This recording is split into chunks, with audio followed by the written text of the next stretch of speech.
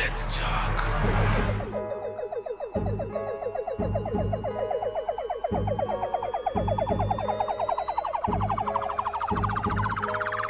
Let's talk.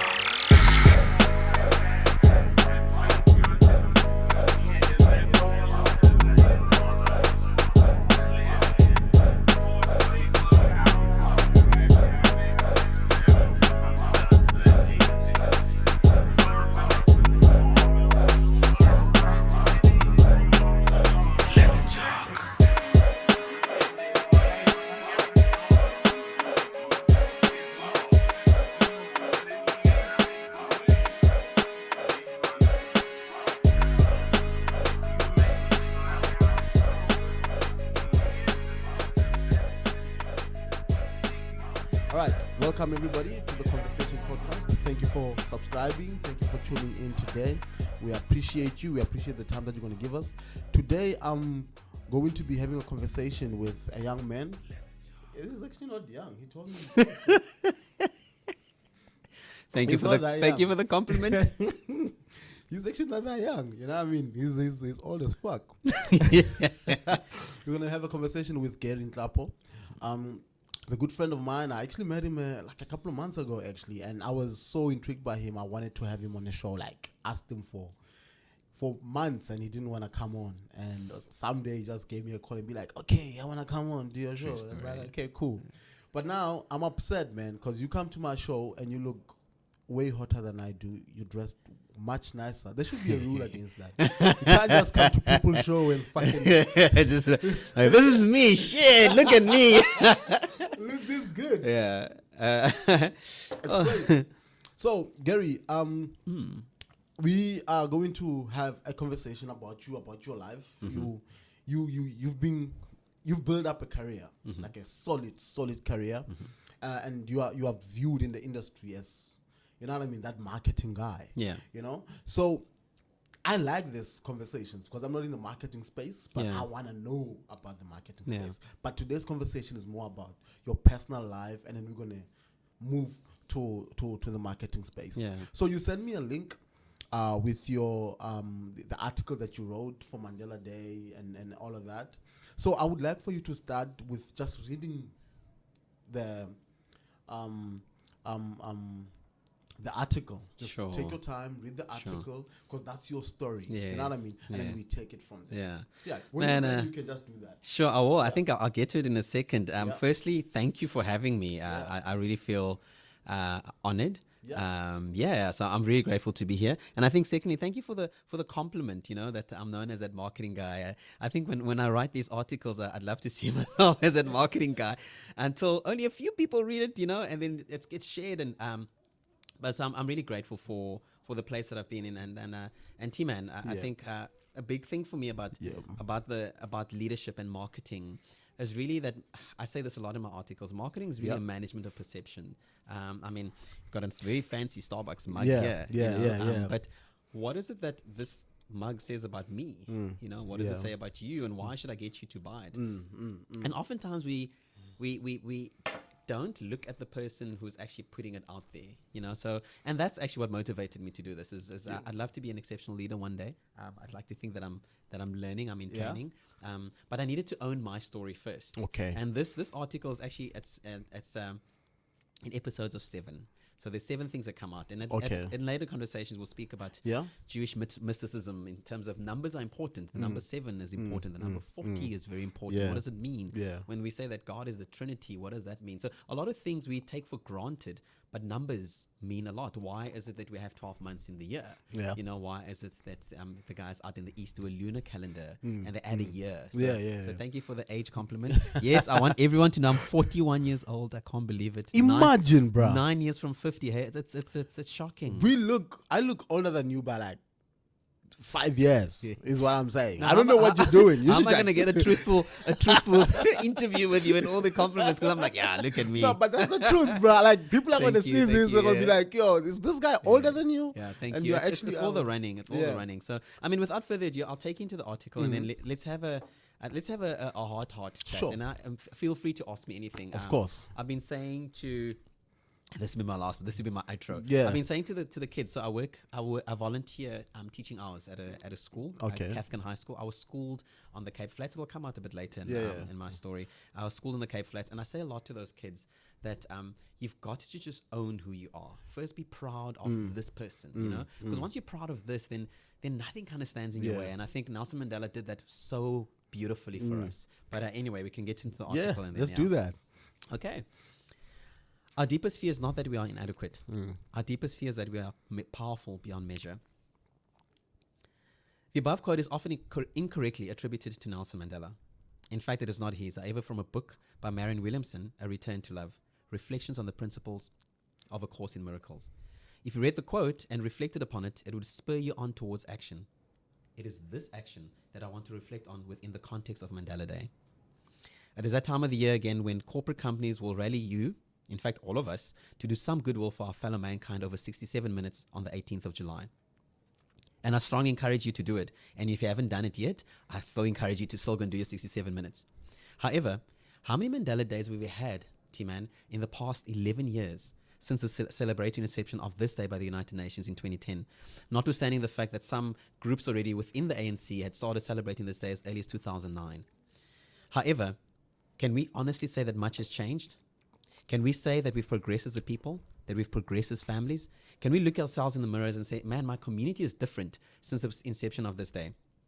How much more the country? I mean, we know what's happening in the country at the moment. And I noted in that specific order for a reason, because any discipline starts with me. I then create it in my home. I then carry it out into my community or to my school, and it will eventually have a ripple effect in my country and the rest of the world. Here's the point. We can celebrate as many Mandela Days to come, and we will still see very little or no change if we persistently avoid owning our stories in capital letters. I love leading brands that communicate the brand story so articulately that it invokes a strong call to action, as we call it in marketing, that I ask myself, damn, why didn't I buy into that brand ages ago? I believe an exceptional leader makes her or him exceptional because they have taken responsibility of owning their stories first. I envision myself as an exceptional leader in training and still learning every day. So I'll set the example by owning my own story over Mandela Month. And that culminated yesterday onto the 18th. I challenge my fellow corporate leaders to do the same. So, as we said in the beginning, it all starts with who am I and what am I about? Purpose. What does my track record say about me? Integrity. And where I fall or fell short, I own it publicly and I make every means to rectify it. How do I lead better? Restoration. Where are my developmental areas? Reconciliation. And I rise above them consistently. What is my audacious time frame with necessary growth gates as measurables? In becoming an exceptional leader, I call this ambition. How do I add value to those I lead and the brands I work on so that they can do the same? I call that empowerment. And what is the overall goal of doing all of this? That's freedom. Freedom from our own fear. Why? Because it's our deepest fear. It is our deepest fear. It's not that we are inadequate. Our deepest fear is that we are powerful beyond measure. It is our light, not our darkness, that most frightens us. As we are liberated from our own fear, our presence, owning our stories and overcoming, automatically liberates others. After all, Ubaba Nelson Mandela owned his story, and aren't we all forever grateful that he did? Watch this space, and there's lots more of these stories coming out, and exceptional leadership stories. And that was the article. Yeah. Oh man, I was blown away by it when I received it because I read through it and I was like, so you want to come out, you want to tell your story, you want to own it, you want to own each and every part of your story, the mistakes, the good, the bad. You just want to put it out there, so that it doesn't come back to you when you're trying to progress in life. Oh, I didn't think of it that way actually, and that's a very good place to start. I suppose so. The blunt answer to that is yes. Yeah, this is the reason why I'm doing it. And I know I'll be faced with why now. You know, why only now? Yeah, because that's the next question actually. Yeah, no, why true. now? Yeah. So let's start with the timing. Yeah. Tsepo, I've been blessed so much. I can't even begin to tell you. Why now? Because I'm now in a position where I have a following. And when I say I have a following, I'm not referring to the number of people on my Instagram page. Yeah. I'm not even on Facebook anymore. I'm not referring to the number of people that read my LinkedIn articles, or the fact that I could name drop and say that, hey man, I lived with Eusebius Mackenzie in Oxford. Yeah. You know, or I could say that I share space with Nandi. Yeah. But I'm at a point where I know I can make a difference. And if I made a difference with you, you'll make a difference with our viewers, whoever's listening to this podcast, you know, and imagine the ripple effect. So I just got tired of dark cloud being thrown over me. Oh yeah, but you were like this. Oh yeah, but you were like that. And that's why I specifically started this article with looking at who am I? What's my purpose on earth? Why am I here? Yeah. So I literally had to go back to Gerry Nhlapo. Yeah. From Elalini, you know, in the Eastern Cape, and start there, Yeah. and literally like start rebuilding my life and saying, who am I? What am I about? Yeah. Why am I on earth? In preparation for this interview, I had to ask myself, when did I realize what it is I want to do with my life? And I remember that day like it's yesterday. I was 9 years old. I was on a bus from Queenstown. So where I'm born, it's rural Eastern Cape. I'm born in Midford. Queenstown's 2 hours outside of East London, away from the coast, inland. Digression. Queenstown actually is one of the best towns in South Africa. Yeah. It was also the place where the ANC first had their... The ANC had, I'm told the ANC had one of their first meetings there. Yeah. And we'll come back to the ANC a bit later, but this is not a political platform at all. Yes. Having said that, Queenstown, 9 years old, coming back from school, and then I was in the bus. And we were going home, and it's 50 kilometers from Midford to Queenstown, in the bus. And as a 9-year-old, I was like, why am I here?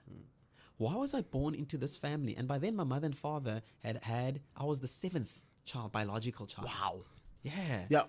That is... I'm the baby. Yeah. I'm the last born. the Seventh. last born. Yeah. So I was like, my siblings are all older than me. I mean, some of my siblings are as old, they could be my parents. So I asked the question, what is this life all about? Why am I here? Why me? Why am I called my name? What does that mean even? Who thought of that name? Why am I Nhlapo? And this is what the story is about. That beautiful child progressed in life very quickly, went to school, was exposed to a lot of opportunity. Yeah. And the one thing that's a single thread in that is education. Yeah. And for that, I can never, ever, you can say whatever you want about my parents, but that one thing, education is actually what puts me in this position now. So your parents took you to school. They made sure that you go to school. Yeah, and 100%. We come from a family where education was it. We come from an impoverished family. Yeah. You know, we used an outside loo. We call it a long drop. Yeah. Yeah, it's a few meters from the home. We have those in Limpopo as well. Yeah. Oh, okay. Awesome stuff. So you do. So I'm speaking to the converted. Yeah. And I love that upbringing because it keeps you humble. Yeah, it does. And still, when I go home, it's it. My mom actually doesn't want that house touched. Yeah. You know, we're literally trying to do refurbishments now. I mean, my mom's 85. Yeah. But she doesn't want it touched. You know, But she knows what she knows. She knows what she knows. Yeah, Isn't it? It's going to complicate Isn't her it? life to learn new stuff. So Yes. she just want to keep it that way. Definitely. Yeah. So that little boy, that 9-year-old, who already by then had a lot of issues. I mean, Yeah. there's sexual abuse there. Oh, man. There's witnessing, like going from families to families. There's a lot of racial. I don't want to call it racism, but it's like I'm racially undefined because I am Zulu, but I live in the Eastern Cape. I live in the Eastern Cape, in rural Eastern Cape. I can't speak Xhosa. I battle speaking Xhosa. I converse with my friends in Afrikaans because that's the language you speak at home. Yeah. But one of two, I don't want to call us colored because we weren't colored. Yeah. There was another colored family, the Boer family, you know, literally in the same road we were in. Yeah. But we were as dark as hell But compared to let's those talk, guys. Why did you speak Afrikaans? Oh, that's sure. So thank you for these questions. My father is born in the Free State. He's from Rates in the Free State. My dad's story is actually quite interesting. He was postmaster. He's one of the first black postmasters in South Africa. Okay. In Kroonstad. My dad's role was to, I want to call it planting post office, but the grammar actually escapes me. But his job was to open up post offices in either quasi-colored or black townships. So because my father could speak Afrikaans very well, he could speak Sesotho, and his command over English was impeccable. Okay. So my father's born in Reds, comes from a family that loves education, and his father before him was actually a school principal, I'm told. I actually brought a book here that my cousin wrote. It's called The 3 C's, change. I forget the other C's, but anyway, the book is here. My cousin writes it, and he actually gave me insight in terms of a lot to my dad. Yeah. When I'm born, my father's 54. My mother's 44, to give you an Really? idea. Yeah. So Your Afrikaans father is was 54 and your mother was 44. That's they had when me. you were born. I was born, in 1980. Wow. Yeah. Yeah. So why Afrikaans? My dad as you'll know, a lot of people from the Free State, they speak either Sotho or Afrikaans. Yeah. So my dad spoke Afrikaans to us at home. So that's the language I grew up speaking on the farm. I also did my subjects at St. Theresa's Primary School in Afrikaans. My father very wisely actually decides in 1990, says to me, listen, you're going to switch. You need to do English because where the country is going, you're going to have to be able to speak English. And Afrikaans is a dying language. And I've got lots to tell you over brandy. We can talk about how Afrikaans, the language, actually is a dying language. But in any event, so my father introduces me to English, and here I learn about Ernest Hemingway because I start reading a lot of books on Ernest Hemingway. So I leave the Afrikaans books. I've always loved reading, but I had to switch. Today, my Afrikaans is poor. I speak English now as a first language. So that's why I spoke Afrikaans at home, just because of my father. So this beautiful boy, 9-year-old, that's kind of progressing in life. I literally get to a point where I've grown so much and so much has happened. I discover that, oh man, I can actually have sex. How old were you? I had to jump to that. I was the first time I had sex, I think I was 24, 25. I missed. My God. 24, 25. Yeah, I lost my virginity 24, 25. That's a late bloomer, bro. That's very late. That's very late. But having said that, it's not because I was innocent. Yeah, I come from a very strong church church family. And when I say church, I mean my parents, my mother, is very strong in the Pentateuch, which is the first 5 books of the Old Testament. So I'm literally like a black Jew, if you may. So we celebrate this the Shabbat. So you celebrate that? We do, to this day. To this day, I've actually restarted. So I must say so. No, I'm not Jewish. I've had a Jewish girlfriend. But I'm not Jewish. Oh, okay. So we celebrate the Shabbat, and we sort of follow things like this in the Old Testament, like the men in my mom's church don't shave their beards. We don't eat pork. Funny enough, I'm allergic to pork. That's probably the only reason why I don't eat pork. And the story goes on. But the point I'm trying to get to is this, that I blossomed late in life. I had no experience with women at all. And the point that I was trying to get to, the final one, we can always work our way back, is I got married quite late as well. I was 35 years old when I got married. And is that late? Okay. Good question. I think for a man at the backdrop of 4 children already at the time, from 2 different relationships. So that is, for me, that was late. So my priorities kind of in life was education, career, and then family was sort of there. Which is quite a sad thing, because you would have heard me mention abuse earlier, but one of the reasons why I feared away from committing is my mom and dad, albeit beautiful relationship, married 52 years by the time my dad passed on. When my dad passed on, my mom said something to me that shocked me forever. She said, out of 51 years of marriage, she could only remember 1 happy year. You lie. I'm serious. So the whole 50 years, so it was not happy for her. Yeah. What I interpreted from what she's saying was like, that's half a decade of unhappiness. Yeah, dude. And I was like, it explains why my mom, whenever I would bring a girlfriend, and I want to use this term cautiously, because I've only had less than 4 women that's come home with me. Yeah. And then even then, they were not allowed to sleep with me. In the same room. Yeah, this is, we did warn you, it's going to be a blunt interview. So no sleeping in the same room. So definitely no sex. In fact, I'll even go as far as saying, when I started working, I still had not had sex yet. When I brought my first girlfriend home, we never slept together. Oh, wow. I was 24 then. It's just before I moved to England. So here's where I'm going with this. Is you are better men than me, by the way. No. Well, let's see. Let's talk afterwards, right? Yeah. So I get married, and in my marriage, a lot of the stuff that I disliked in my father. My father's great with education. When did you get married? I got married in 2015. In 2015? 2015. I had met my ex-missus now. I'd met her in 2014. Okay, cool. And but you said you had 4 kids before you got married. So someone obviously was irresponsible in learning how to use a condom. Arthur, sorry, man. I know Arthur taught me and be like, Gerry, one of the things I hate about you, this is my friend Arthur, one of the things I hate about you, for an educated man, you're actually so irresponsible and dumb sexually. I own it. I own it. Yeah. And I'm not proud of it, by the way. So get married. And then I'm like, remember now, I've come from so many kids, so many, different relationships. And I'm married to this beautiful woman. And sadly, one of the things that I always felt about my ex-wife was she's kind of out of my league. Oh. She's pretty. She's stunning woman, beautiful woman, young as well. She also has a beautiful history. but also quite an injured past, you know. In any event, so I marry my wife, and we have a beautiful 18 months. Yeah. And then soon after that, the old Gerry comes out, you know, the frivolous Gerry. Yeah. Amidst the old Gerry coming out, and every time I get caught for my crap, which is adultery, really, I blow up like any other guy, I suppose. We're not here about any guy. We're talking about Gerry.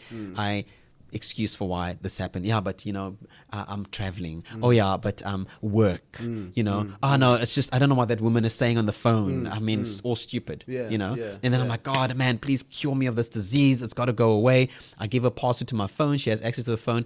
Soon before you know it, some girl from whenever is like, hey, Zbanban unjani? Ngiyakhumbula hle. Bengicela ungithinte vele. And then she loses her. And no, she doesn't know that I see it. And then I'm like, change the password quickly. Oh no, I changed the password because I was traveling and I don't want my colleagues going. Obviously, I'm lying. I'm lying. And long story short, I hurt that woman. I hurt her to the point where it became physical confrontations. For real? Yeah, very for real. And this is actually what I want to come out with. This is that I became the perpetrator of what I saw my father doing to my mom. I became that person. I will tell my ex-wife that, in fact, my ex-wife when she's courageous enough to tell her own story, and obviously she'll have her own version of it, is she will tell you of our 6 years of marriage in a just under 7-year relationship. 5 confrontations. It's a lot. It's one too many. I have physically hit her with my open hand twice. On 2 different occasions. I specifically wore this suit because I wanted to remain humble in this conversation, because I remember I actually wore this very same blazer, or the suit rather, when we were in Pezula in Neisner, and she was confronting me about an ex. She was confronting me about an ex, and I didn't like what she was saying, but it was all true. And instead of humbly saying, look, we're here with friends, blah, blah, blah, I got so angry with her. Like I held her and I said, I don't like what you're saying. I don't, but the don't like what you're saying with like, I don't like what you're saying, you know, shook her and I pushed her and she fell into a hedge, To this day, like it's probably the second time I'm wearing this, second or third time. And I thought about that and I thought that is who I'd become. So I love the introduction, T-Man, that you gave to me earlier. It's such a flattering introduction, and thank you. Would you have taken me seriously if I actually said to you, hey, look, I've abused a woman before? Would you? Would you have taken me seriously if I actually said, man, I've been a man whore? And you could be like, no, Gerry, easy in the words. But if we really own the good and the bad, then you can start working on who you're really designed to be. And I wanted to speak about this. I wanted to bring this because there's a lot of people. I know of my colleagues now, I don't want any of the people I've worked with before to be nervous about this, but this is about me. It's about me telling my own story. It's also about leaving a legacy for my children. But it's also for me as a gate. Because now that I'm speaking about it publicly, guess what? You're going to watch my every move, aren't you? Yeah. You're going to see me at the airport because I travel a lot. You're going to see me interacting. You've probably seen me before, if not on TV. You've seen me now. And you're going to be like, you're going to do 2 things. One, that's a bastard that mistreated his wife. Or you could be like, that's a bastard mistreated his wife, but look at what good he's doing now. And I certainly believe that true repentance is actually in the deeds. Let's post this. That is true. Let's post this. That is so true. for me, I've been on my action speaks louder than words. True story. Yeah. So I've been on my on this journey for 3 years now. Yeah. It's actually going to 4 years. Actually, in January, it'll be 4 years. So a lot of all of those things really culminated, Tsepo, into depression. So I view depression very differently now. When someone says to me they're depressed, I take it very seriously. I've tried committing suicide twice. Really? Unsuccessfully. Praise the Lord. Yeah. I've had my firearm confiscated. Well, not confiscated. We were traveling, myself and ex-missus and the kids, and we drove to the Eastern Cape, and then we had the firearm there, or I had it rather in the car. And when we got to the airport flying back to Cape Town, I forgot it was in my bag. So there we are in the slow lounge, doing our thing. Yeah. And then they kept calling. And eventually the police came and fetched me. And they said, listen, you got to go down to, you would know, you got to go down to, what's it, holding area. Yeah. And then they said, sir, please open your bag. And then as he said that, I was like, I know what it is. Yeah. And I'm like, I am so sorry. This was not intentional. They take it, but they take it and I'm happy that I don't ever recollect. I don't go and collect it. You never collected it? No. So they took it? Yeah. So you just had to go collect it, but you never did? I just had to collect it, never did. But why did you have a firearm in the first place? So it's an interesting story. So first let's put it this way. It is a flesh piercing pellet gun. A flesh piercing pellet gun. Yeah, for the record.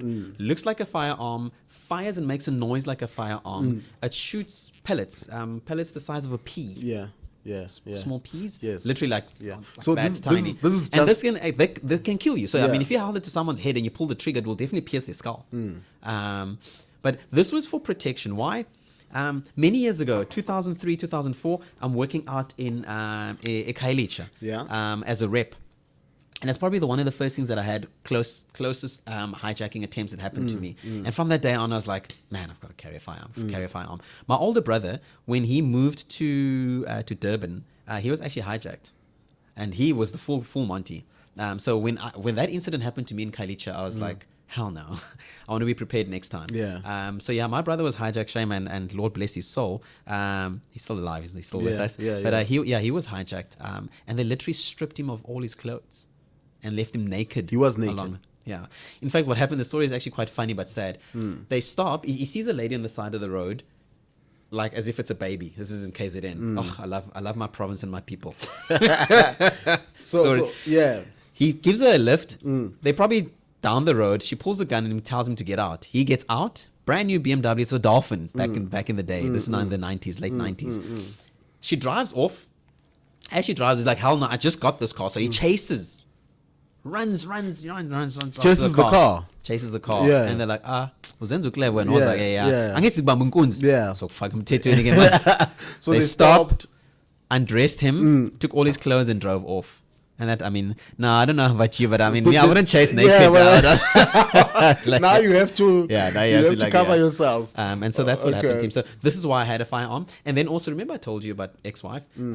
She's a beauty goddess. Okay. She's really beautiful. And one of the things that I always wanted was never to be ill prepared to protect them. That's actually why we kept having it. That's also my interest in martial arts and those things. It's literally about how do I protect my family. You just wanted to protect your family. Yeah. I've been mugged a few times. Cape Town's actually funny enough the first place I was ever mugged, and I just dislike the city from I got mugged here twice as well. Imagine this was like 1993 I was mugged. 1993 I was mugged in Heidelberg, of all places in the Cape Flats. But anyway, that is actually my story, and that's what I wanted to come out with and say, man, those are the things. And then within my professional career, there's a lot of mistakes I've made, like anyone else. But the mistakes that I'm not very grateful for are the ones where I was deliberate, you know, instead of leading, you know, my team, etc. I was deliberate in how do I make my life more cushy? How do I mean, and especially in marketing, we're exposed to a lot of products and stuff. So I help myself to whether it be promotional material, and these things are tiny. You might be like, man, it's just a PCAP, it's a lanyard. But they're bold. They're bold, they become bigger, etc. So I wanted to put that. Just before you pass, just before we go forward to business, I want to know more about like your family and your family structure. Oh, sure. Do you understand what I mean? Of course. You said you have a wife. You had a wife, brother, and you divorced like. What you said 18 months later? No, so we got married, and I was saying the first 18 months was just pure bliss. It was absolutely Gerry was at his best behavior. I mean, it was like in the home, that you became and then the old Gerry that was sort of the player kind of came out, you know. And those are the things I'm not proud of. Okay, cool. How many kids do you have with her? We share two. She has an older boy from a previous relationship, but when we married, I had to pay lobola for him too. So I won't mention his name, but we have two boys, and then we have one we consume them in the marriage. So hold on. And then and he's say that again. So we have two. Yes. Yeah. So there's two boys. The one it was from her previous relationship. And then you paid lobola for because you have to marry everybody. Yes, true. True story. And then you had one in and then I had one in marriage. Yeah. Having said that, I had kids before that. So when I just moved back from Oxford University, you want to call her a varsity sweetheart. I'd met her post my Oxford. Where was that? In England. In England. Yeah, in England. Okay, I spent some time in England. Into that no, definitely, sure. So I had my firstborn is a boy. Beautiful character. He looks a lot like me. He is me. He breathes me. And I've been told that he's as charming as me, and I see it in him. And so hence why I wanted to do this, to say, hey, bud, look, this is all good and well, but watch out. You know, that could lead you to, as much as, don't be that person. Don't learn from your old man's mistakes. Had him. 3 years later, I had a beautiful daughter. Unfortunately, I wasn't here for her birth. I was actually traveling in Spain with work at the time. And that kind of broke me, but we'll get into that relationship. And I subsequently had 2 other daughters with the same person. So, and they're stunning babies. I mean, you saw them when I was speaking to them earlier as them. Cute. And then I met my missus, and then obviously we had our oldest son. Who happens to be the same age as my daughter from my previous relationship. So they sort of literally 2 months apart, because she's born in December and then his falls in February. And then we had the beautiful little guy. I mean, because, you know, he's 3, turning 4 now in September. Amazing character. So how many kids now? So I've got 3 boys and 3 girls. So 6 kids. Yeah, 3 boys and 3 girls. And who knows, you know, there might be another one coming soon when I get married again. I'm very young. I want to get married though first. I think, I definitely want to. I want to get married again. Okay. Yeah, I want to get married again. Do it right now. Yeah, I want to do it right. And marriage is beautiful, man. If there's one thing that I've learned from my ex-wife, is that the institution of marriage is sacred. I mean, she used to send me, sadly, these things came to me as we were literally separating, and she was like, the way you treat your wife says a lot about how you feel and respect Jesus Christ. And it's so true. Yeah, that is so true. That is very true. Yeah. So, England, how did you get to go study in England? Did you pay for that? Did you get sponsorship? Like, how did you... Thank you, Tebo. It was a beautiful. So now we can leave the serious stuff out and just speak about where does my love for marketing start? So I graduated from the University of Cape Town in 2003. I've read a degree in politics and economics at UCT, which, by the way, is the best institution in Africa. I have to put out there, go Ikeys. I then spent a year on SAB's graduate program. I started off as a trainee rep, you know, then go become an events rep, business development rep, etc. And my job was to make sure that breweries delivered beer to restaurants ordering less than 10 cases. So we speak about it very loosely now, about an on-premise trade. But in 2003, 2004, these things did not exist. They were there, but didn't kind of have names. So I'm employed because I have a loud mouth. I'm employed because because I've worked in the restaurant trade. In fact, most through varsity and schooling. I started working as Chico the Clown and waited, you know, the Breakwater Lodge. I waited at Zebro before at the Italian restaurant out of the waterfront many years ago. Not the chicken place, because I was sharing with a special person the other day. But there was an Italian restaurant. But I'm digressing. I'm so sorry. I graduate, and one of the things I've always wanted to do was, Tito Mboweni came to UCT.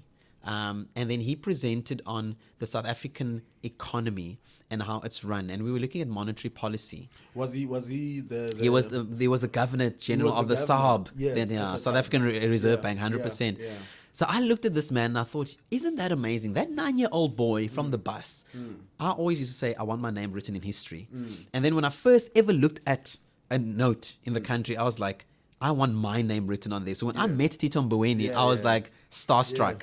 And then for me, it's like, I want to, you know, and that's actually what motivated me to study politics and economics. In any event, so Tito Mboweni comes there, and then I realized maybe my calling was different. So that's when I graduated that I was introduced to marketing through SAB. So selling those 13 different beers at the time, I actually still even remember all of them: Castle Lager, Castle Light, Hansa Pilsner, Milk Stout, Sterling Light Lager back in those Brutal Fruit. There was Reds. I could go on and on and on. So I literally remember all 13 of them. Because I have interest in No, 100%, definitely. Please shoot. Please shoot.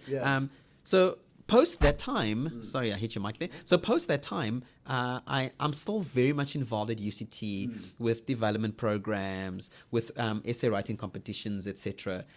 So I graduated as well because we were a naughty bunch, myself and varsity mates.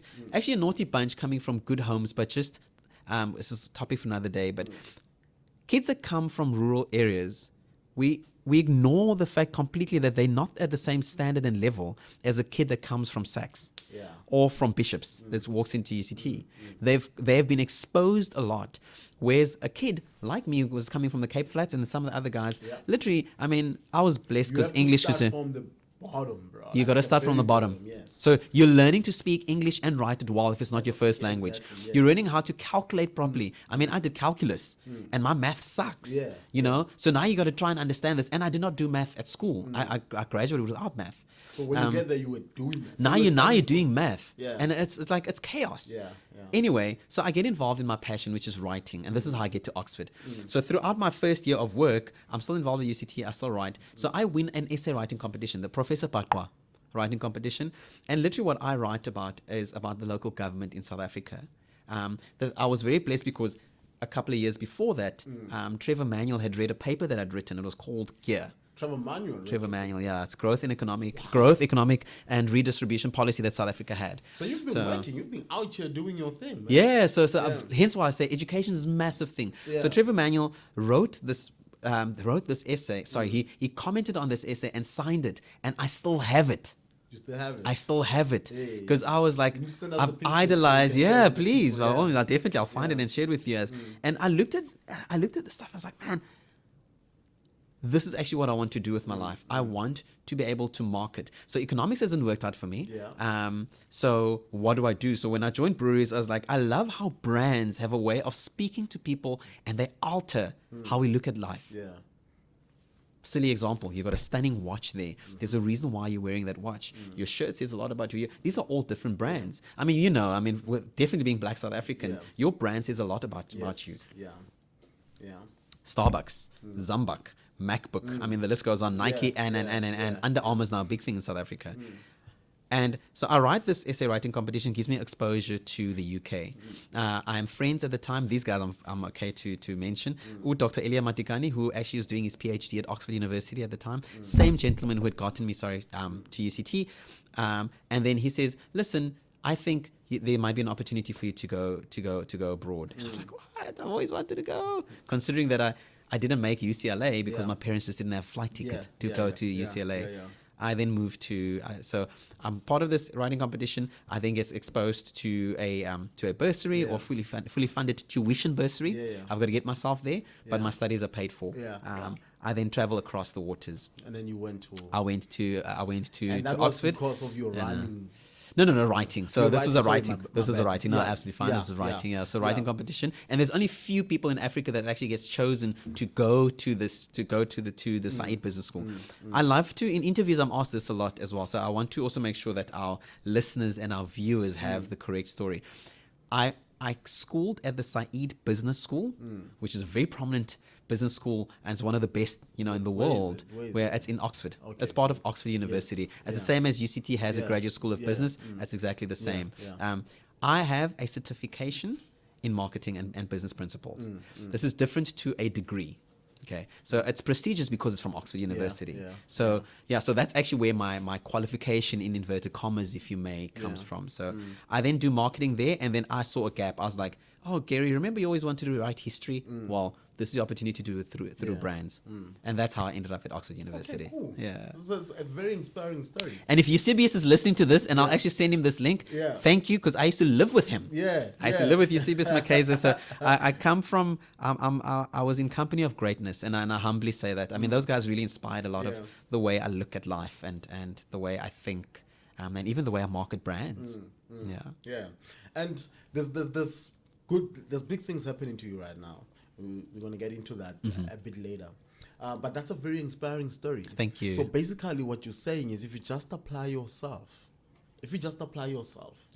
everything else will fall into place. Yes. Everything will fall into place. Apply yourself, everything else It goes a bit back to what we were saying about purpose. Because once you discover who that person is and you apply that, I mean, Malcolm Gladwell writes an awesome book in Outliers. He speaks about 10,000 hours.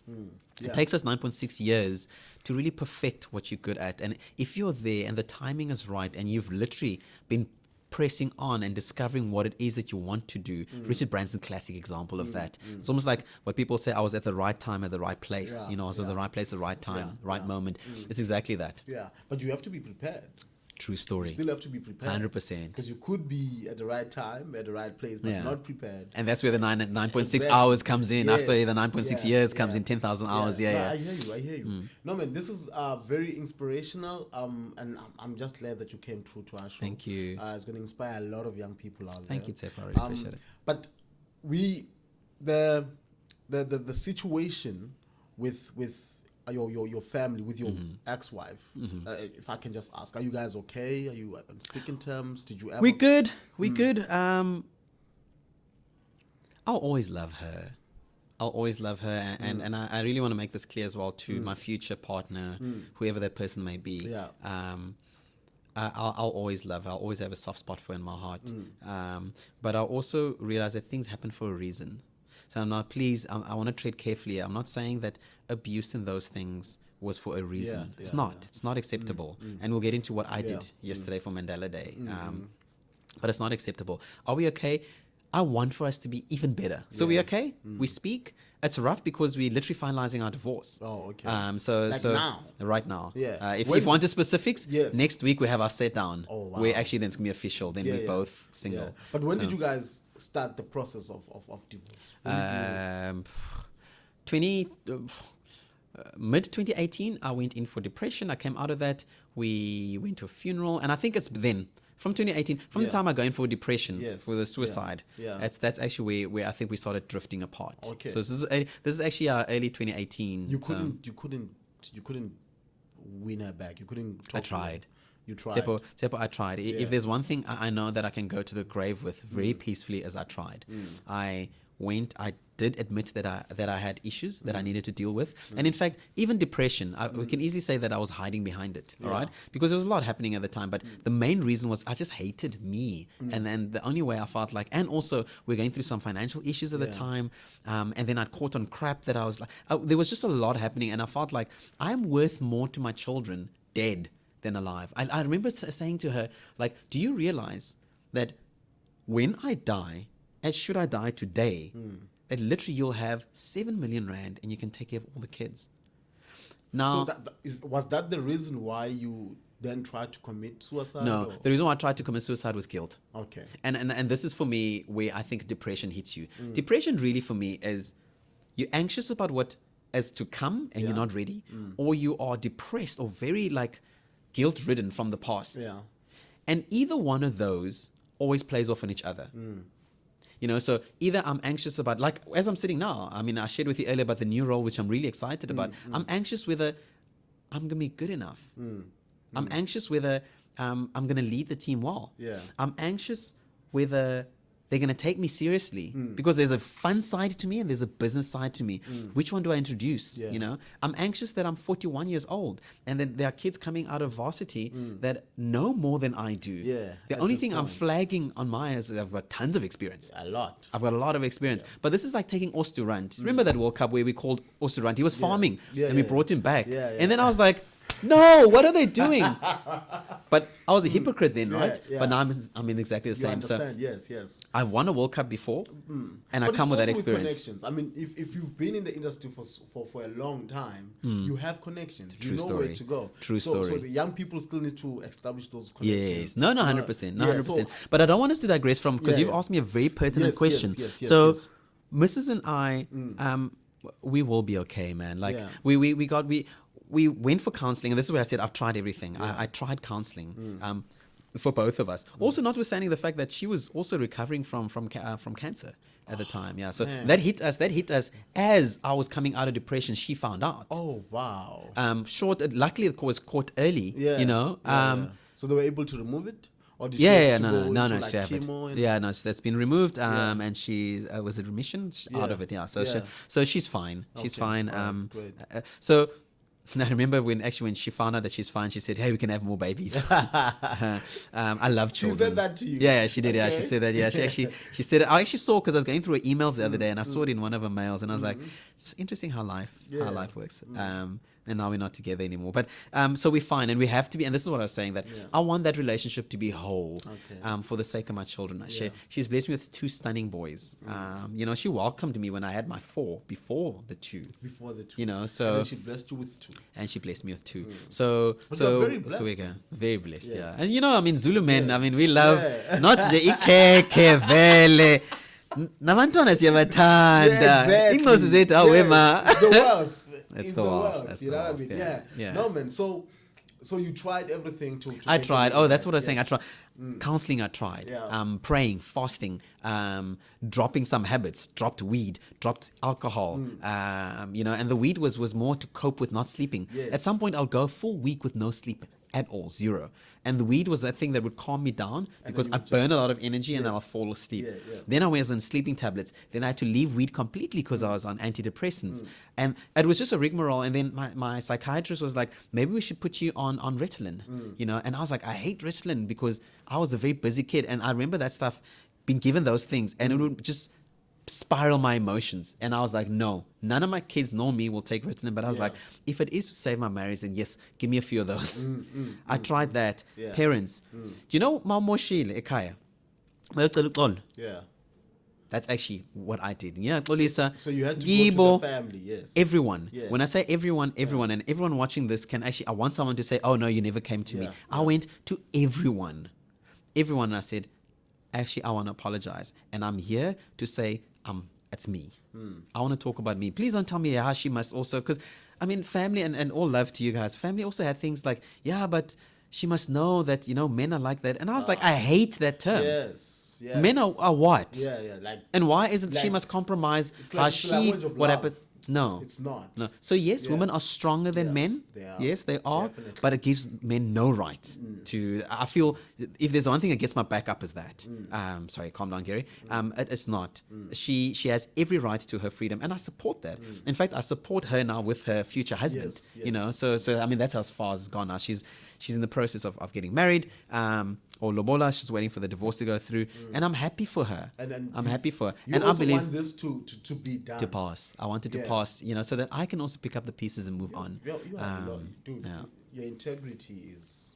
You know Thanks, what I mean? man. Thank Somebody you. else would try to make it difficult for her. Yeah, no. Somebody else would just be like, I'm not gonna. I don't want to do this. No, I no, don't- you no, know, I and can't. just For the sake of my prolong kids, the whole- I think I must be honest and say the Yeah. only thing where there's contention is she's hurt, Yeah. and I sometimes feel like when it comes to our to issues about our kids, Yeah. that kind of gets muddled a bit. Okay. If we can solve that, she's an awesome woman. She's an amazing woman. I think she's a great mother. Yeah. She's in her own journey. She's on her own path. It's fine. And I want to alleviate that pressure and say, man, let me help more Yes. with the kids. Yes. Let them maybe be with Yeah. me. But that's a topic for another day. Yeah. But yeah, But I want for you to are now progress. going to be in that position to be able to do all of these things. Do you understand what I mean? 100%. Yeah, 100%. and you've got like a big thing. We're gonna talk about it at the end. Yeah. But like I'm happy for you. Thank you, know thank what you I very mean? much. I I'm can't wait happy to for share you. and talk Yes. about it, you know. Yeah. And hopefully, when we flight this, Yeah. that it actually that I've started already, Yeah. and you're not like, Yeah. what on earth? Why this guy? No, man. He this shares is- that when the CEO of the yeah. company doesn't know yet. No. This takes a while. The editing Yeah. and everything just takes a while to put everything in Yeah, place. no, 100%. Yeah. So don't worry about it. By the time this comes, No, don't worry. I would have signed and have a contract with us. Exactly. Thank you, Tefo, for No, pushing me. man. I appreciate it. I'm so happy for you, and I'm happy that you took control, because I think a lot of us, we don't take control. You make mistakes and you just wanna ignore them. Do you understand? And So what is that you said? You don't take? you don't like Take control. You don't take control of the mistakes that you've 100%. made. And that's it. Yes. That is it for me. Yeah. That's owning your story. Yes. Owning your story is saying, actually, I own it. It's literally like putting on your clothes in the morning. That's actually what is like, you know That's what? you. I now own, I want to take control of my life. Yeah. And the only way I can take control of my life is with integrity. Exactly. So let me first find out what makes this person here tick. And once you have that, then the rest of the stuff follows in the steps that I said. Yeah. And that's actually the mindset that I had when I wrote that. I was like, you got to find purposes. Yeah. Why you're on earth. All of us here, we're here for a reason. You know, it's not a mistake. No, it's not. I was, it was last year actually. I was in a church service. I'm part of the of Rivers Church. Yeah. I was in the church service, and one of the guest pastors said something so intriguing. He said scientists have discovered that we are so unique that they used to think it was just fingerprints that distinguishes us, but they've now realized that our heart rhythms are unique. No one person on the planet has the same heart rhythm. That gave me such a whoa. It's Because giving I'm me such that an right now. because I'm such an Yeah. emotional person, I knew exactly what that meant, and he carried on to confirm my thoughts. Yeah. That means because your heart rate is unique to you, the way your blood is pumped is different. Your emotions comes from, you know that thing, follow the heart. Yes. So look at that. It means that all of our, like, your heart rate is different. Your emotions is different. Your emotions determine the way you smile, the way you breathe. Tsepo, I can tell you now, no one person on the planet before or after you will ever have that smile you have. No one person. It might come close, but no one person. And actor might try to emulate it, no one person. Yeah. And isn't that so unique? That is Because your heart rate determines everything. Yeah. Your movement. If you want to be naughty, yes, this is why men particularly fall in this. No one person can shag the way you do.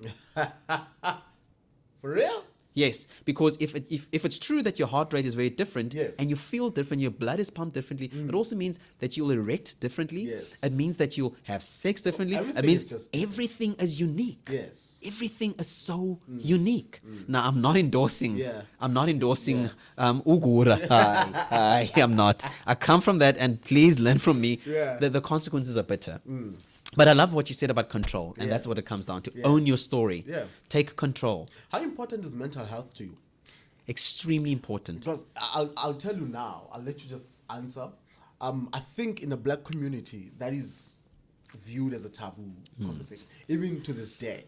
And we are way past seeing things like this as taboo. Do you know what I mean? Yeah. But I think mental health is very important, but we don't do that. Like nobody says, I want to go and see a shrink. Yeah. I want to go and Yeah. see a therapist. You know what I mean? Yeah.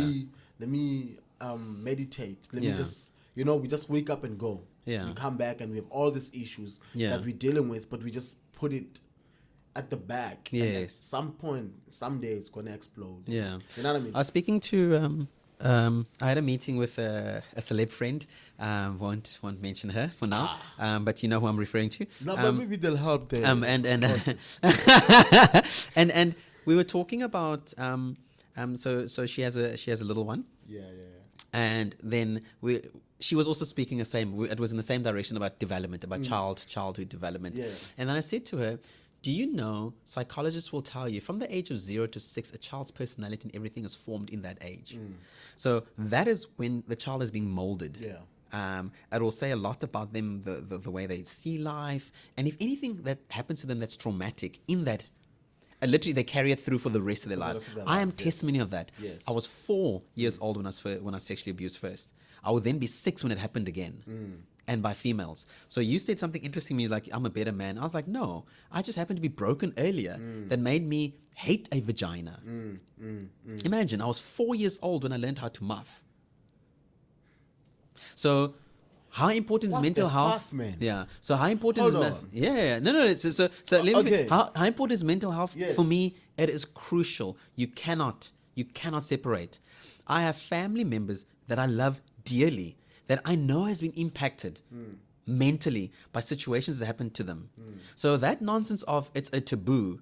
I have fights about this in the Shebeen where I go home, sihlala, we create siphuze umqombothi, Yeah. and we have these debates, and I take them on with my broken Xhosa, broken Zulu, to actually help them realize. And a lot of them will say, "Ay man, uyendima ngeni, Yeah. bahlanya bayalapha." Yeah. No, all of us, everyone that walks this beautiful country of ours, I think, should go and see a shrink. I think it's so pertinent for everyone's development to see a shrink. I would not be sitting here if I hadn't seen one. Dude, I'm gonna say this. I had an interview with a guy called Luke O'Sullivan. He's a good friend of mine.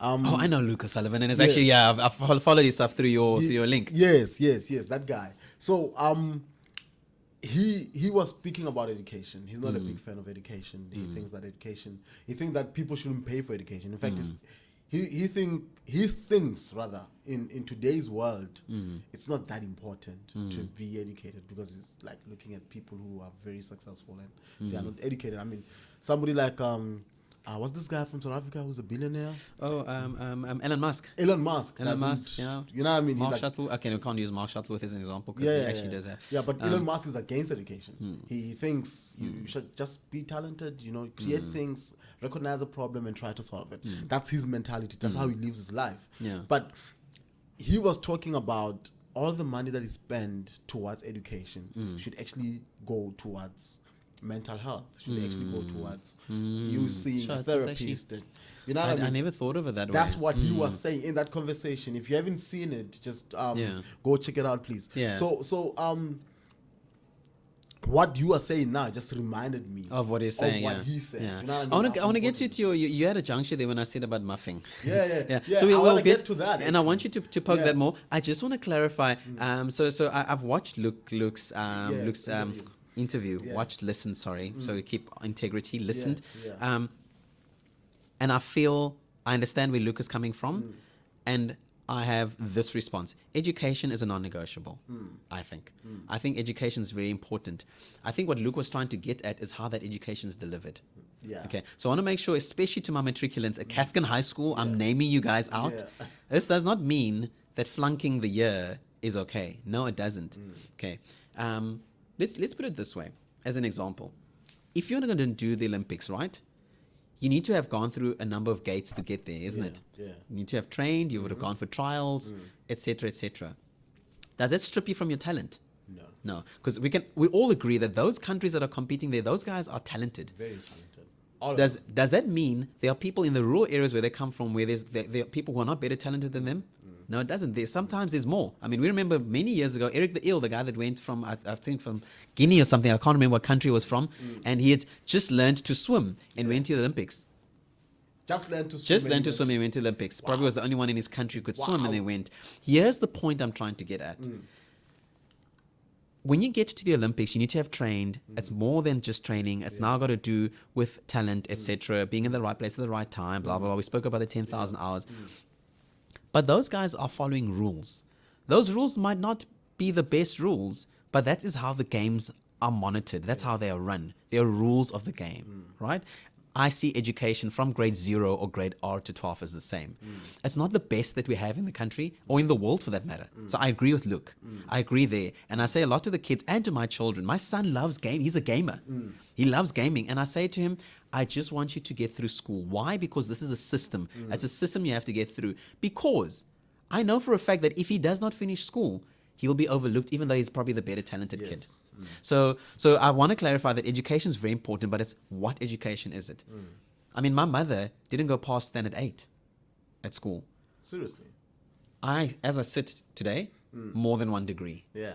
From that very same woman. Yeah. So what I'm saying is education is important. And for me, she's one of the most educated people I know. Literally because she could give me, you can't give someone what you don't have. Yeah. So do you see and she there? understood the importance of it. Do you see there? Yeah. And there, I mean, she could run businesses very well. Yeah. Very, very well. I mean, she told me and taught me the story of Raymond Ackerman collecting bottles, to sell. And eventually, guess what? And this is how interesting life is. I would later meet this Raymond Ackerman. I met him. And ask and I met his kids. Sorry. And work with him and work for him and work alongside his daughter. Wow. It's interesting how life is, Yeah. So, and my mom had told me that story. And Raymond Ackerman, actually, in his book, The Four Legs of the Table, he writes about it, and how he got Pick and Pay. I mean, this is not a discussion about Pick and Pay, but it was more like education is not a grade 0 to matric. I think we should relook at the schooling system. And like Luke says, focus, then I agree. Yeah. Focus on fixing this year, fixing this Gerry, so he doesn't come to your show at 41 and try to unpack a whole lot of baggage and find himself, because a lot of the kids don't even make it to 41. No, they don't, bro. You are very blessed, like I said. The richest estate, they'll tell you, or the wealthiest estate or something like that, as the graveyard. Because I mean, those people, there's so much potential and talent there, and it went nowhere. Yeah. But please shoot about the muffing. Why do you have to be specific about that? But I wanted to know, man, you're 4 years old, and you say you got sexually abused. Yeah. 4 years old. Yeah, it's that'll luckily I've spoken about it so much that it doesn't jerk tears anymore. No, but it makes me sad. See a 4-year-old and become sexually enticed by them.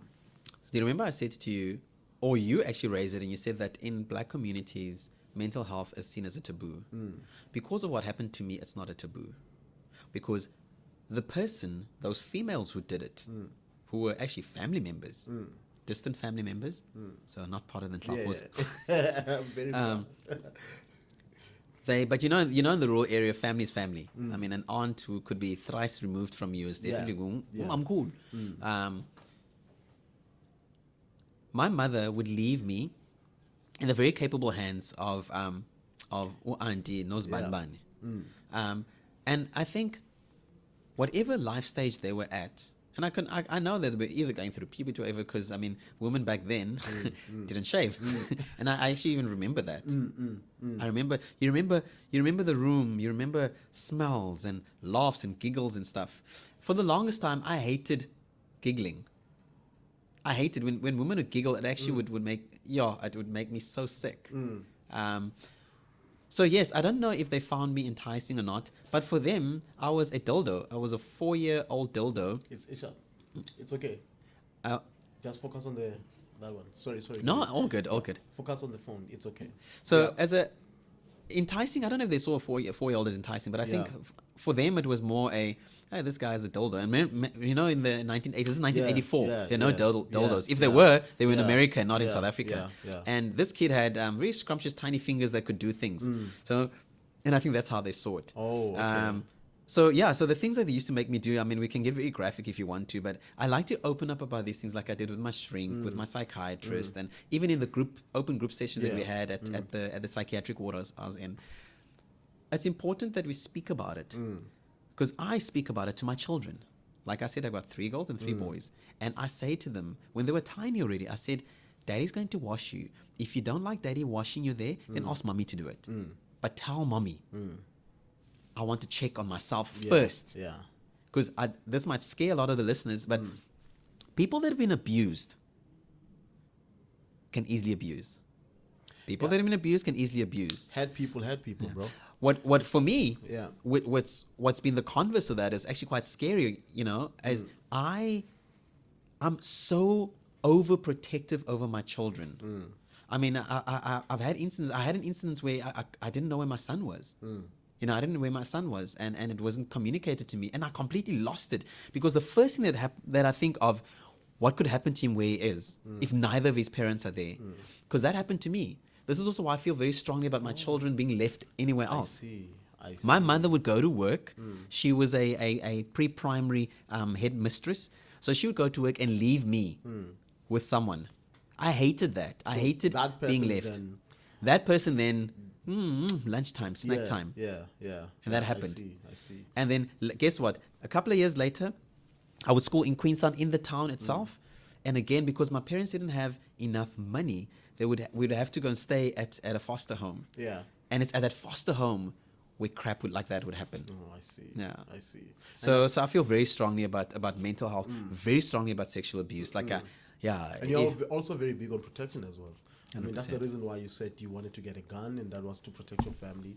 That's the reason why you said you were interested in martial art training, you know, just so you can be in a better position to protect yourself, protect your family and yourself. No, I see. It makes perfect sense for me. I don't know, man. I want us to touch on something. Just sure. Move away from. Is there anything that you want to add, though? No, not really. Tsepo, no, thank you, man. Firstly, thank you for the, I think, if we can call it the first to say, no, I know. I do. I'm enjoying this too much to be done, and I'm a talker. So, no, I want to say thank you for allowing me the opportunity to open up and just speak about that. And definitely thank you for the audience that that has listened thus far or viewed thus far. You're welcome. And I think mostly it's because now that skunk is on the way, now out of the way, now we can actually deal on some achievements, on things that are great. Yes. You know, so and that I'm excited about, and that's really why I wanted to start the basis of this is, and then introduce you to my exciting world, you know, exciting world of travels, of work, of experience, launching brands, some successes, some failures, learning along the way. You've launched brand. Yeah, no. I'm going to talk to you about that because I want to launch something soon. There's a few ideas that are running in my head, but I'm gonna hopefully you don't charge me too much when I come to consult. So I want us to touch on just outside everything that you spoke about. A few, because you are the marketing guy, you're in the marketing sphere. A few months ago, about 6-7 months ago, I think, Clicks had this ad. if you don't want to talk about it, No, let's speak. Shoot. I should go for it. They had the ad. You know, remember the ad about the Yes. hair, and you know what I mean? Yes. They had a black person's hair there, and then they applied, I think, something. Oh no, they said that hair is damaged. Yes. And then they had like a white person's hair. Yeah. And then they said that is the hair. Yeah. That's nice hair. Yeah, that's how the hair is supposed to be. Le ngathi weave yomile asifuni. Sifuna le. What that was. Yeah. So my thing is, I No, don't want shoot, you to please. get This is into an open discussion, so please Yes. ask. I don't want you to get into any specifics of what Sure. happens there. I just want to know, how can something like that leave somebody's laptop and go into like a prominent website for the company, go into an ad where people can see it? Yeah. What's What's the vetting process of these things? So just as a disclaimer, I should have suspected this one is coming soon. Just as a disclaimer, I used to work for ClickScript. Oh, okay. I used to work for the ClickScript. And also, I want to say this to my former colleagues at Clicks, that I love all of you guys. I think I literally, even the ones that I've wronged, you know, that I've broken trust with, etc. We're in a good space now. So this is not so much about whipping Clicks more than what I think they've received their due in terms of punishment, and mistakes happen, and this is the nature of the game we play in. People will feel offended, for example, if I say in the liquor trade we look at race when it comes to drinking. So we classify, you know, black, white, colored, Indian, because they're all different in terms of how what they consume. If I said to you, I want to launch a light beer, you know, let's use Vintuk Light, for example. I want to launch Vintuk Light, and I'm coming to the Clicks thing, so I'm building a scenario. Okay. I love this. I love this. Actually, get into Vintuk, it. Yes. Vintuk Light, Light as light, because it's light in alcohol. Okay, I want to launch that in the Mitchells Plain area. You probably think you're cuckoo, man. Why? Yeah. Because those guys want 5.56% alcohol by volume, calling black label. Yes. You know, they or want if it's abantu something bethu sifuna ilokuzi inkunzi emnyama, milk stout. Yes. So this is why we classify Okay. races in terms of how we market. It does not mean we are racist. No, it just means that we recognize drinking repertoires. But Okay. I mean, I call that a marketing. Like you need to have a market for something. So Target you need to know market. where the market is. Your target market. Yes. 100%. You understand what I mean? 100%. Yeah. It makes it easy in South Africa because we already have those drinking repertoires. Yeah. It'll be very difficult in a country like Czechoslovakia. In Czechoslovakia, they've got the highest per capita, the highest drinking rate. Let's start over. Czechoslovakia has the highest per capita drinking rate in the world. Okay, so which means they spend a significant portion of their money on alcohol. But their discipline is very different. South Africa is not there in any way because our discipline is very different. Yeah. Okay, so now we use the alcohol example as an analogy to come to the Clicks thing. Yeah. So I, firstly, this is not a disclaimer, this is my personal opinion, and I'm saying this out proud, whether it's going to come to bite me in the ass or not, it is what it is. I am big on sensitivity when you market. Okay. So when you market a brand, so the same that I said about black, colored, white, Indian, and by the way, it's not white, it's Caucasian people. We must get over the white thing in South Africa. That target market, that's who you're marketing to. Please do not make the dumb error of going out and putting out a brand and say, for Otaki, Gupel. Yeah. No? You've got to be sensitive in terms of how you market this brand. Remember we started speaking about how these brands says a lot about the person. Okay. So in a country like South Africa that is very sensitive with race, you've got to look, relook, and relook. Okay? I'll be the second person to say to you the people that published that ad are Caucasian. I'll be the second person to say to you that team actually had very little black faces in them. I'll go even a step further than that and say the black face that saw that, did they have a voice in that team to say, whoa, so Yeah. did they? So I don't know. Yeah. But you're asking me about the vetting process, and that's actually what I was getting at. Yes. This is in marketing, this is how it works. There are ads that we put out. TV is a big thing because it's going to millions of people, right? Yes. So TV is a big thing. Yeah. So it will have the most senior person signing off for the following reasons, because of also the budget that goes behind it. Okay. So in marketing, we scale in terms of your signature, your signing rights are based on what budget you have access to. So a marketing officer will have a zero budget. Depending what industry you're in, or a marketing assistant will have a zero budget. And then when they're being groomed, they'll be exposed to a budget, but someone above them will sign and. So in that instance, you would have had the brief would have gone to the agency. The agency would then the brief would have gone to the agency. Yeah. The agency will then interpret the brief and they'll come to you with a few ideas. Yeah. Okay. And then from those few ideas, you'll be able to choose which one you think best suits the brand. And eventually when they show you the final ad, which is months of work, by the way, you guys see 30 seconds. We've worked on that thing for 18 months. Yeah, okay. yeah, and it Shoot, costs a lot of location, a lot of money. The production that goes into those things is not a play. And you would have had to present it obviously to the board, or to senior management, not the board, sorry, to senior management or the exco, executive committee. So that process, the vetting process, was perfectly fine. There are two junctures at Clicks. Clicks owns their own brands, but they also sell brands on behalf of other companies. Yeah. So, and this is where it was really sad for me. I wanted Unilever to come out and say more than what they did. As it hit, I wanted them to come out and say, whoa, guys, sorry. It's actually us. It's our brand. We shot that ad and we're giving it to Clicks, and Clicks, all they're going to do is put a tag on it. Yeah, yeah. So for me, that's the same way I was about owning your story. They should have owned that one and said, sorry, guys, it's a boo-boo. Which actually kind of upsets me because not too long ago, you had seen a Dove ad that had done the exact same thing. Bruh. I was just about to get to that. I mean, how stupid do you get? Yeah. Yeah. Doves did the same exact thing. Exactly the same thing. So for me, it was, yes, we make mistakes.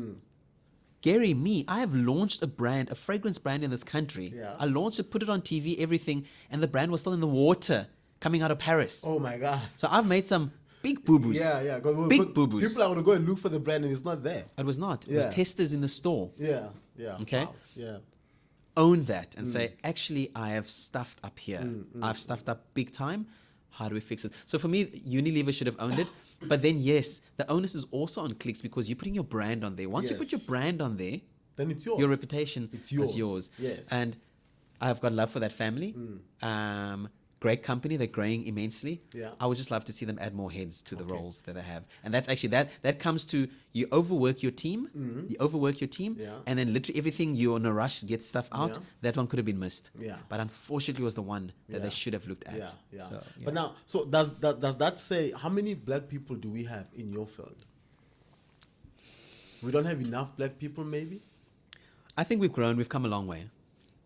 I'd be lying if I now operate as a senior marketing manager. Is probably my role. I'm probably good enough to be a portfolio manager or head of something. I've just got to prove it in consistency. So they're not a lot. They're not a lot.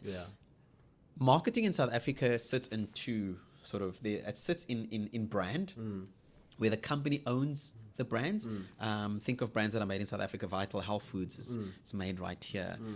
Sunflower oil made right here. Nike is foreign, but you could have a marketing manager on Nike, but it's not.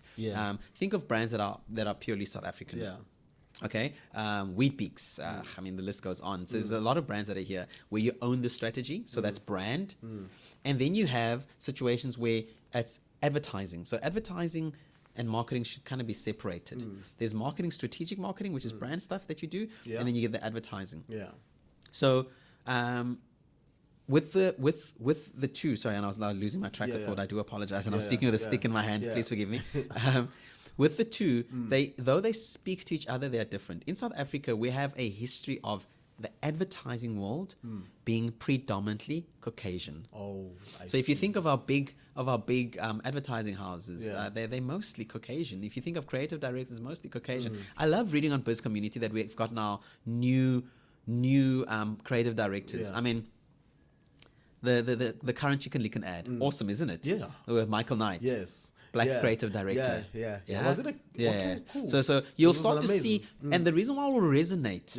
The reason why it resonates with you and I is because you can see he thought about the nuances. It doesn't mean that a Caucasian person doesn't have this. It just means we have a certain way of respecting culture. And here in South Africa, it's not like in America. So I'm not going to be offended if you call me nigger. In fact, we celebrate it. We don't. But if you're going to call me a kafir, easy. We're going to have a problem. And that actually happened to me a couple of months ago. Actually, a couple of months ago in this city, we were at a friend's braai. And anyway, that's welcome to Cape Town. I always think of it. Oh man. No, but that's I wasn't shocked. I mean, nothing shocks me now anymore in Cape Town. And this is where I was going with this. Do we have enough people? The answer is we have enough, but they're just not exposed to the right positions. So, and what it comes down to is trust. Okay. So I will use Cape Town as an example since I'm sitting in Cape Town. You in Cape Town, either you become very quickly a token black. Oh, I've easily been, in fact, many times I've been called a token black. You're black surname, but you don't sound black, blah, blah, blah. I've even been told that I sound Caucasian on the phone. What nonsense is that? Nyama man. You know? Ndaki, chin, a confused Zulu, Xhosa, Indian mixed Daki. You don't get more mixed than me. Unfortunately, the industry is run a lot. People at the top are still very Caucasian. I think it's not a Caucasian or black thing. I think it's just the two working together nicely. The ones that have the expertise as to train the ones that are coming, and for them to pick up on these nuances, because it's that 10,000 hour rule. Because what it does is, if you train someone long enough and they have that consistently throughout their career, they'll be able to pick up nuances. Like where I'm at, and I'm not blowing any steam up my ass. I can tell whether an ad is good or not. I can tell who has shot an ad by literally a few seconds into it, like, oh, that's great. Oh, that's not great. Oh, they could have done this differently. And it literally comes with your trade. To the point that I'll even tell you, when I see ads, even billboards, I can tell whether a Caucasian person had done it or a black person had done it. So do we have enough? We have more than enough in South Africa. It's just a matter of them being exposed and giving the youngsters an opportunity an opportunity to start marketing. Have you launched your own brand that you maybe figured out from ground up? Have you ever done that? I'm gonna take credit for a brand that was soft launched before me. But it's the one that I use a lot in interviews. So yes, Vital Mini Rice Cakes. Vital Mini Rice Cakes. Please go and buy them. They're made by Vital Health Foods. No azo A dyes, no tartazin, and GMO free. The fact that I even remember that is amazing. But those three USPs are on the pack. Vital Health Foods, very smartly. The Grief family is also a family very ahead of their days. It's a family-run business, or was a family-run business at the time when I was there. Wanted to take. So George Grieve was schooled in the States. He came back and he said, man, health is the next big thing. And it's going to take South Africa by storm. This is now 2012, 2013. I joined them in 2013. And then I run with the Vital Mini Rice Cakes projects. So project that's literally from concept. So I run with it from concept to launch. Beautiful brand. Came out in 4 different variances. I was interviewed by Azania back many years ago on Power FM. And we were really speaking about what made this brand so unique. Health, tastes awesome, and we launched it at a Sweet Spot prize. That brand went on to win Product of the Year in the health snack category. So yes, I have a winning launch from scratch brand under my belt. So I do. All right.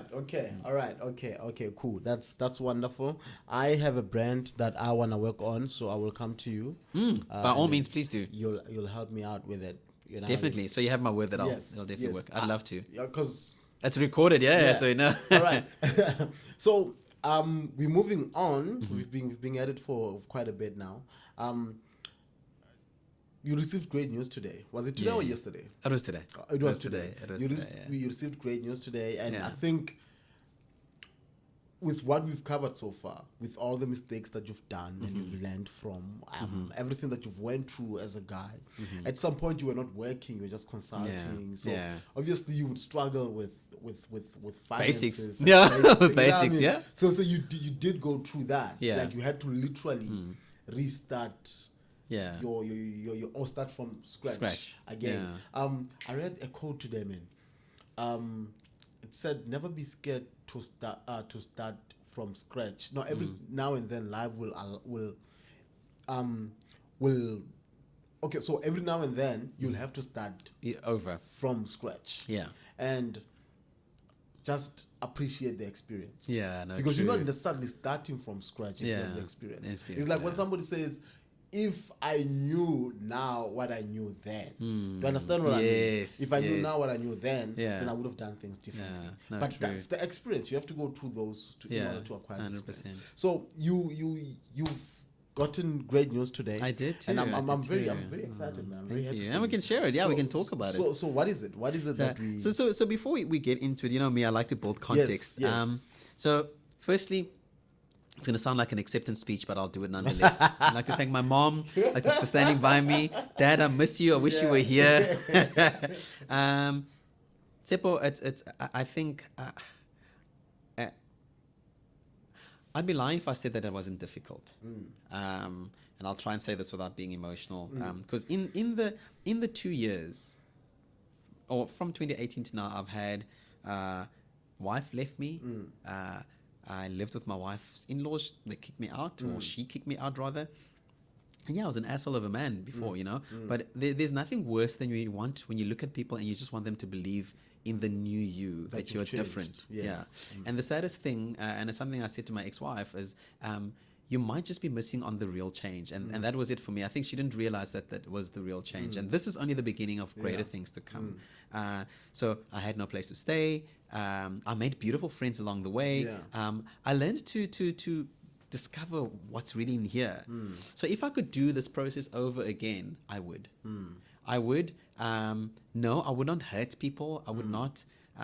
But there's certain things along the way that I've picked up that just molded me even more. I would say a lot to clients that I can't, like I'm like a horse, Yeah. I don't know what you call those things before they open up and they run. Sorry. Yeah, I see what you're So I'm talking like about. been waiting to run because all I've been doing over the past 18 months. So bring it closer. I'm so sorry. All I've been doing over the past 18 months is theory. Read, ask questions, write strategies, come up, tear them apart, start over. And I've done for some big corporates. The saddest one for me, and guys, I am coming for you. Saddest one for me was I suggested an activation to a big shoe company.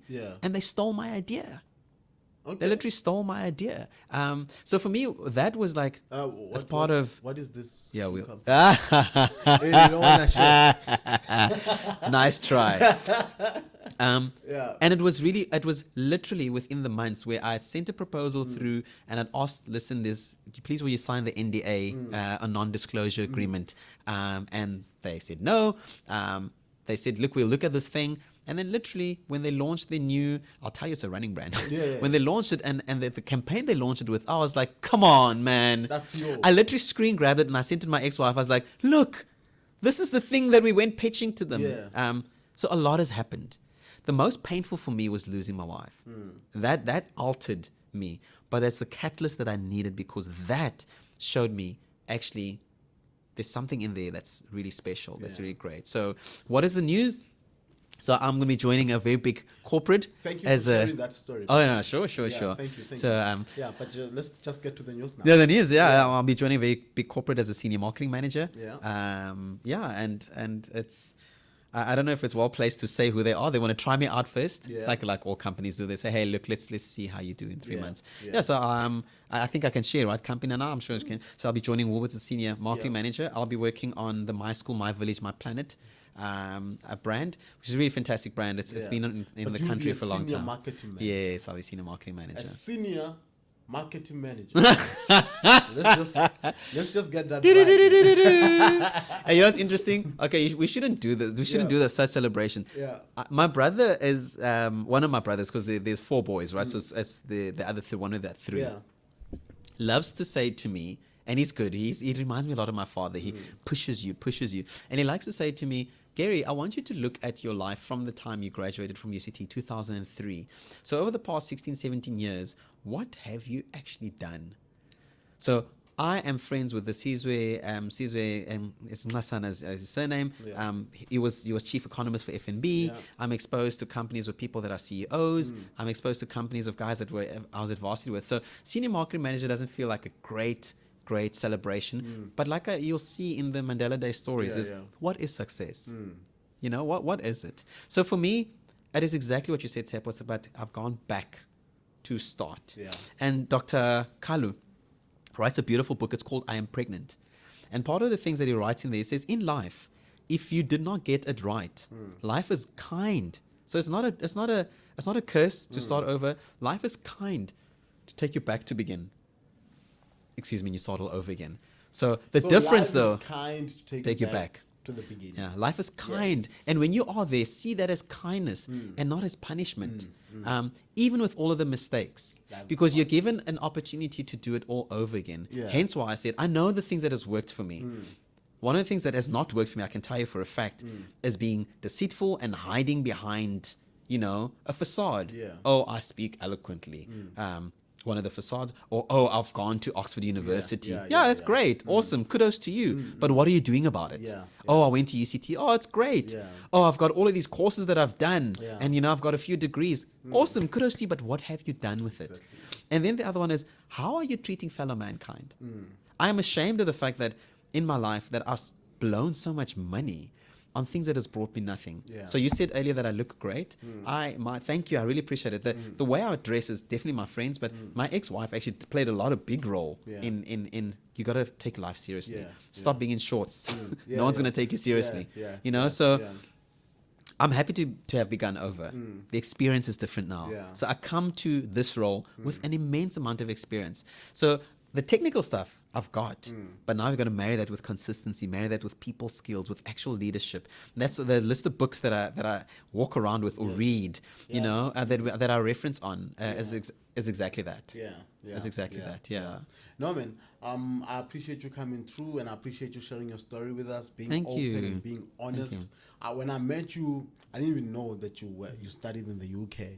I didn't even know all of these things. So you are very humble. You know what I mean? Thank you. I really appreciate it. Yeah, which is a lot of people. If I studied in the UK, if I studied in the UK, I wouldn't be quiet about it. You know what I mean? So thank you for coming through, man. I appreciate it. I appreciate the time. I appreciate you taking the time. Thank you. To share your story and to just be open and thank you so much. Honest with us, and it's amazing. I can't wait for this to go out. It's definitely not going to go out before you sign the contract. If it happens, you don't sign the contract, let me know. I have it already. It's probably in my mailbox. I just got to sign it. If you decide not to sign it, let me know. We don't press stop. No, please edit that out.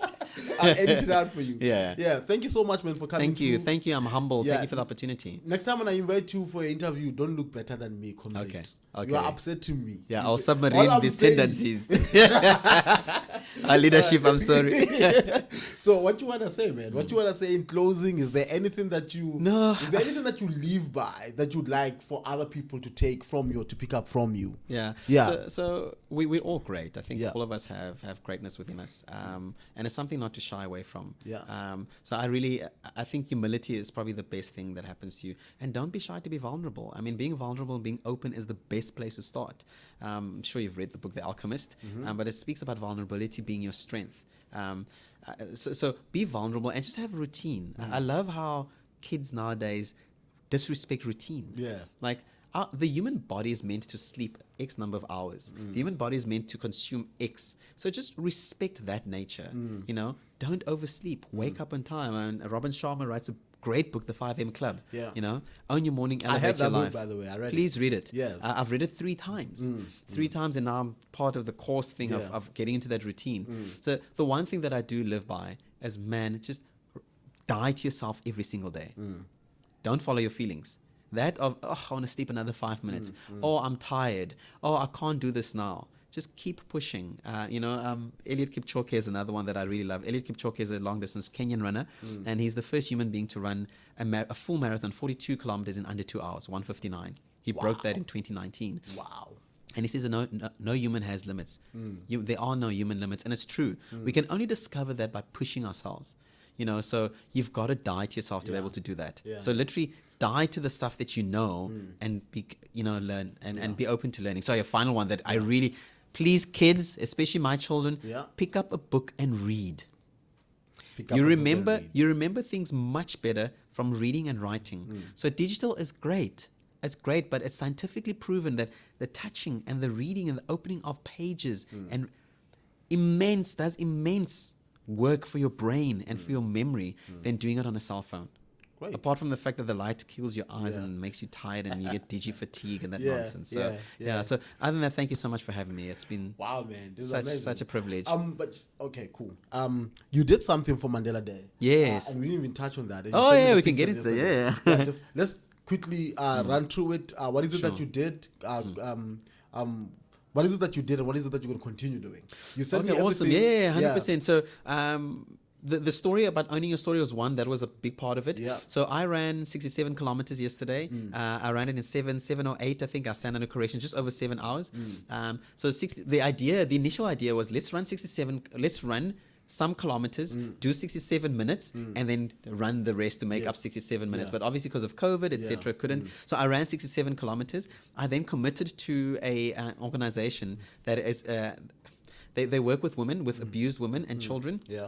And try and build them up in life, etc. I've committed now 67 hours to them. That 67 hours converts to 235,000 Rand monetary value. What that means is I literally will be offering my expertise, technical expertise, work expertise, and my strategic mind, and helping them sort of build their brand, build awareness. At the same time, I also posted about this. So yesterday was quite scary for me because there I was out in Nandi and recording myself and saying, man, these are things that I've done, and actually I'm putting on a public platform, and I want everyone to know.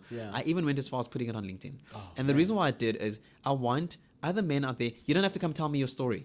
It's your story. But go and, if it's your family, start there.